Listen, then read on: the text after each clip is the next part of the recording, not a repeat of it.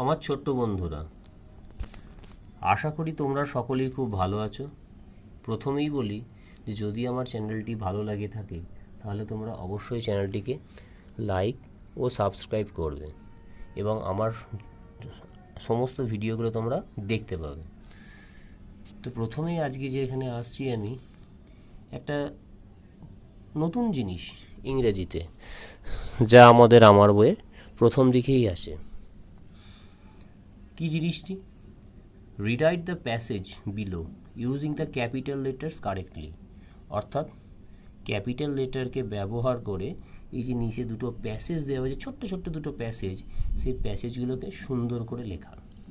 তা এটা জানার জন্য আমাদেরকে প্রথমে জানতে হবে ক্যাপিটাল লেটার বলতে কী বুঝি।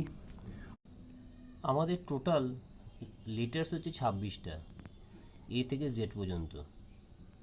এদেরকে একত্রে বলা হয় অ্যালফাবেট। তো এই অ্যালফাবেটগুলোর মধ্যে ক্যাপিটাল লেটার বলতে আমরা বুঝি, দেখো এইগুলোকে বলা হয় ক্যাপিটাল লেটার্স। মানে অর্থাৎ বড় হাতের লেখা, বড় হাতের লেখাগুলোকে ক্যাপিটাল লেটার্স।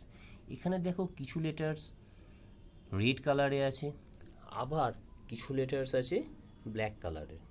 তো এই ক্যাপিটাল লেটার্স পড়াতে গিয়ে তোমাদেরকে আমি আরও একটা জিনিস দেখিয়ে দিতে পারলাম যে এর মধ্যে কিছু লেটার্স হলো রেড কালারের, সেগুলোকে বলে ভাওয়েল।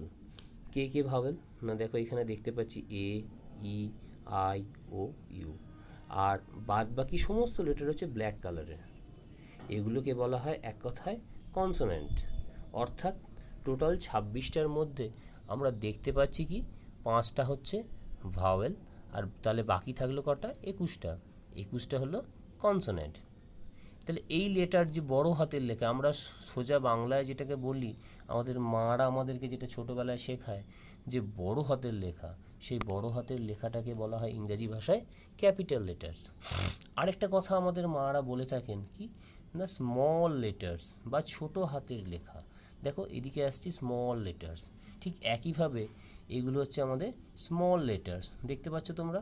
তো স্মল লেটার্সের মধ্যেও দেখো এই ভাওয়েলগুলোকে পয়েন্ট আউট করা হয়েছে, এ, ই, আই, ও, ইউ। এই 5টা হচ্ছে ভাওয়েল, আর বাকি যে থাকলো 21টা তারা হচ্ছে কনসোনেন্ট।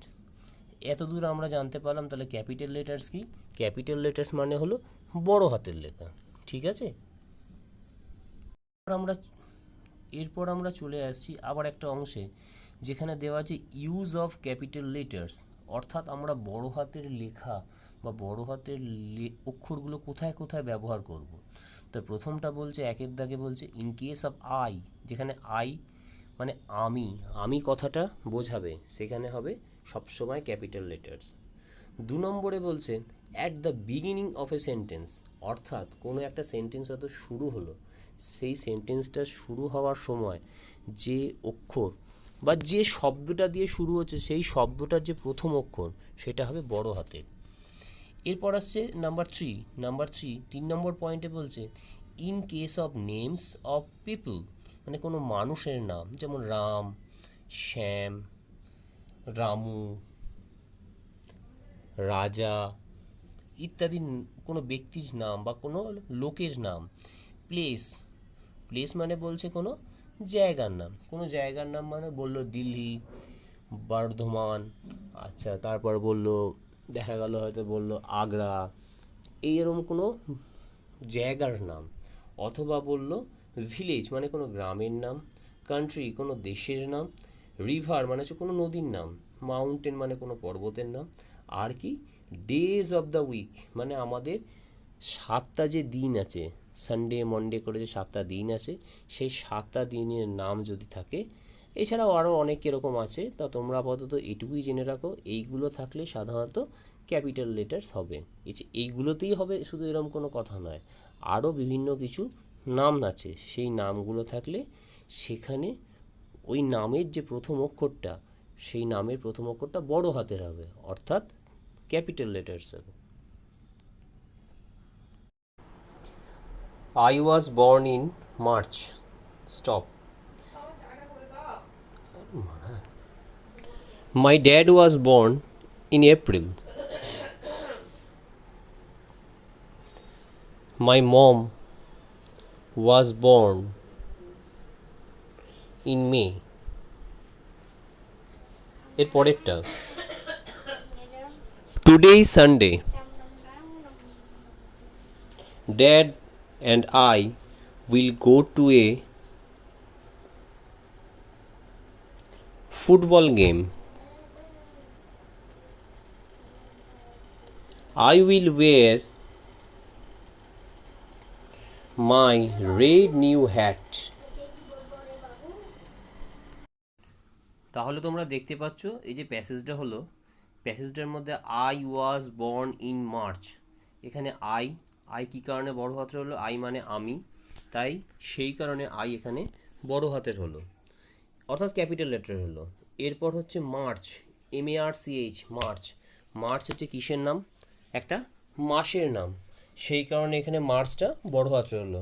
এর পরবর্তীকালে আসছে my dad was born in April, এখানে মায়ের এমটা কেন বড় হাতের হলো, মায়ের এমটা দিয়ে সেন্টেন্সটা শুরু হচ্ছে, তাই মায়ের এমটা এখানে বড় হাতের হলো।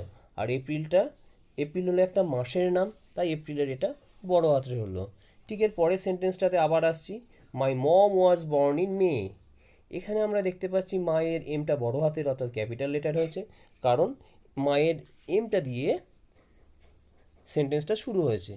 এর পরের প্যাসেজটায় চলে আসছি, এর পরের প্যাসেজটা আছে টুডে ইজ সানডে, টুডে টিটা ক্যাপিটাল হয়েছে, কেন ক্যাপিটাল হয়েছে না টুডে দিয়ে সেন্টেন্সটা স্টার্ট হচ্ছে এবং টুডে টি দিয়ে সেন্টেন্সটা যেহেতু শুরু হচ্ছে তাই এখানে টিটা ক্যাপিটাল হয়েছে। আর সানডে হচ্ছে একটা বারের নাম, তাই সানডে রেসটা বড় হাতের। এর পরের সেন্টেন্সে আসছি dad and I will go to a football game, ড্যাডের ডি বড় হাতে রয়েছে এই একই কারণে।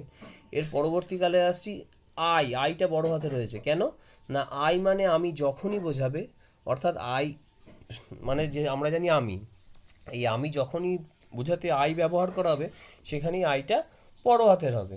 পরের সেন্টেন্সটা দেখো ঠিক একইভাবে আই আবার বড় হাতে করা হয়েছে।